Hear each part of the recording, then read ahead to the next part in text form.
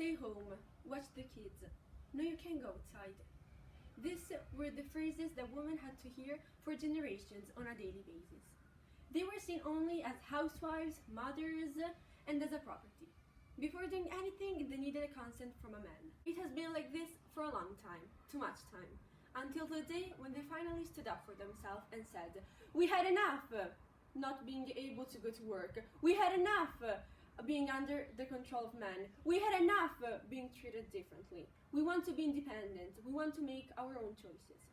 Susan Anthony, who played a pivotal role in the suffrage movement, once said, "The day will come when men will recognize women as their peers, and not only at the far side, but in the councils of the nation. Then, and not until then, there will be the perfect comradeship, the ideal union between the sexes that shall result in the highest development of the race." Jane Austen, the famous novelist, once said, "It isn't what we say or think that defines us, but what we do." Women wanted and needed change their lives and the ones of the future generations, and among other things, they chose to do it with the use of fashion. Until the 20th century, women were forced to wear long dresses. It was not acceptable to see legs. Some were made in two parts, a corset and a skirt.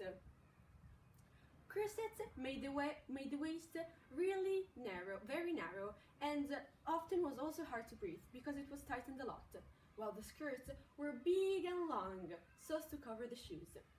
Every single woman had to follow specific rules for clothing, but guess what? They wanted to get rid of all of that. All of them had led to a change, some in a big way and some in a small way, but we have to thank a great woman who did not care about other people's judgment, who was tired of not being comfortable in her own clothes. This woman was Coco Chanel. Coco Chanel was a revolutionary. In 1925, she introduced the original idea of a suit in a small show in her salon in Paris that was known for mixing masculinity and femininity. Chanel took inspiration by the menswear and sportswear her boyfriend, the Duke of Westminster, would wear. Chanel would wear menswear also because she believed that it would be more comfortable. Chanel wished to free women from the restrictive corsets and long skirts they used during the Belle Époque. While the Chanel classic suit appealed to early 20th century feminism, Algerian Yves Saint Laurent entered the fashion scene in 1966 with the invention of the Le Smoking tuxedo, a style that only men would wear and that he designed for women. The jacket represented the sexual liberation ideas of the movements of the 1960s. Few jobs allowed women to wear pants. Moving on in time, let's talk about Miss America. It's a long-standing competition that awards scholarships to young women from the United States. The prize winner is invested with the title of Miss America for an entire year.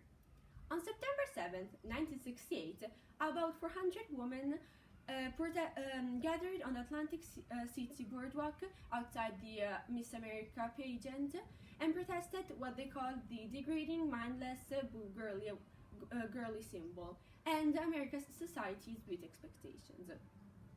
You might also have heard about the bra burning or freedom trash can, and personally I love them both. Women that participated in this movement didn't have previous experience in women's rights, but instead in civil rights or anti-Vietnam War movements. Young women were just discovering feminism because they were tired of making coffee and not politics. They realized that this was a fight they had to take on themselves. In the 1960s, the phrase bra burning became well known. People say that few women actually burned their bras, but they supported those actions. Women burned their bras because it proved a statement or made a stand for women's rights. Another reason was because it was a symbol that showed independence from men. Women that didn't burn their bras often walked around wearing no bra at all, and also this meant to show independence from men. At the Miss America protest, there were some trash cans that women called freedom trash can, in which they threw things such as bras, high heels, curlers, and tweezers into them to be burned. They were fighting a concept that made women believe they were inferior or less attractive only because they couldn't measure up to Miss America beauty standards.